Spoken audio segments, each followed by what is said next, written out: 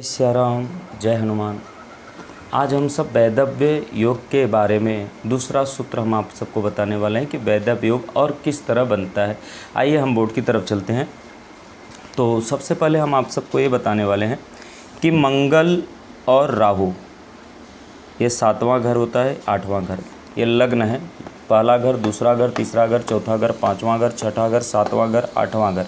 तो मैंने यहाँ पर जो 1 नंबर, 2 नंबर, 3 नंबर, 4 नंबर लिखा हुआ है, तो इसके आधार पर आप मत जाइएगा। कभी भी कोई भी कुंडली हो, चाहे यहाँ पर 5 अंक लिखा हो, चाहे यहाँ पर 6 अंक लिखा हो, चाहे 7 अंक लिखा हो, चाहे 8 अंक लिखा हो, लेकिन ये पहला ही घर माना जाता है, जिसको लग्न कहते हैं।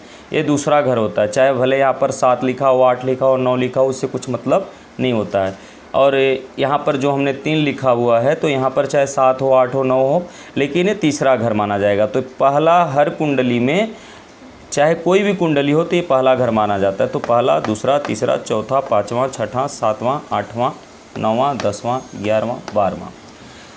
तो आज हम सबको वैदव्य योग के बारे में बताते हैं कि जैसे कि मंगल और राहु अगर 7वें घर पर हो, तो हमने आपको बताया पहला, दूसरा, तीसरा, चौथा, 5वां, 6ठा, 7वां। 7वें घर पर अगर मंगल राहु हो तो ये वैदव्य योग बनाता है। और मंगल राहु 7 में है तो ये अंगारक दोष भी होता है, जैसे कि विवाह के बाद पति पत्नी में कोई न कोई ऐसा घटना पति के साथ हो जाता है जिससे उनको वैदव्य होना पड़ता है। तो मंगल राहु का अगर 7वें घर पर बैठे हो तो वैदव्य योग बनाता है। अगर 8वें घर पर मंगल और राहु दोनों ग्रह साथ में बैठे हों तो यहाँ पर भी वैदव्य योग बनता है। और अगर यही मंगल राहु 7वें घर और ये 8वां घर हुआ, और ये देखिएगा 9वां, 10वां, 11वां, 12वां, तो 12वां घर पे अगर मंगल राहु बैठा हो तो ये भी वैदव्य योग बनाता है। तो हमें करना क्या चाहिए, अगर मंगल राहु दोनों साथ पर बैठे हो, जैसे 7वें घर, 8वें घर और 12वें घर पर, तो हमें मंगल और राहु की शांति करा लेनी चाहिए कि जिससे वैदव्य योग में किसी भी प्रकार का दिक्कत ना हो, माने हमारे जीवन में किसी भी प्रकार की दिक्कत ना आवे। मंगल राहु की शांति करा लेनी चाहिए। अब हम बात करेंगे दूसरा सूत्र। अभी इस सूत्र को हम मिटा देते हैं। दूसरे सूत्र के बारे में हम बात करने वाले हैं कि देखिएगा, ये लग्न है, पहला घर कहा जाता है। मैंने अभी आप सबको बताया पहला घर होता है, दूसरा, तीसरा, चौथा, 5वां, 6ठा, 7वां। और शनि, सूर्य और मंगल और राहु और केतु सदैव छाया ग्रह कहे जाते हैं, जो कि पापक ग्रह है। शनि और सूर्य और मंगल ये तीनों पापक ग्रह कहे जाते हैं।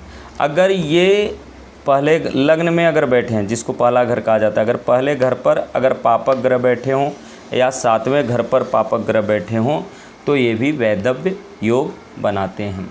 तो हमें यहाँ पर क्या करना चाहिए, जो पापक ग्रह होते हैं उनकी हमें शांति करानी चाहिए। जैसे यहाँ पर शनि, सूर्य, मंगल हों तो हमें उनकी शांति करा लेनी चाहिए। अगर ये 7वें घर पर बैठे हों तो 7वें घर पर भी बैठे हों, चाहे पहले घर पर, ये वैदव्य योग बनाते, जैसे मैंने आप सबको बताया। तो इन पापक ग्रहों को शांति करा लेनी चाहिए। तो मैंने आप सबको वैदव्य योग के बारे में बताया और उसका उपाय बताया। अब मैं अपनी वाणी को विराम देता हूँ। जय श्री राम, शुभ रात्रि।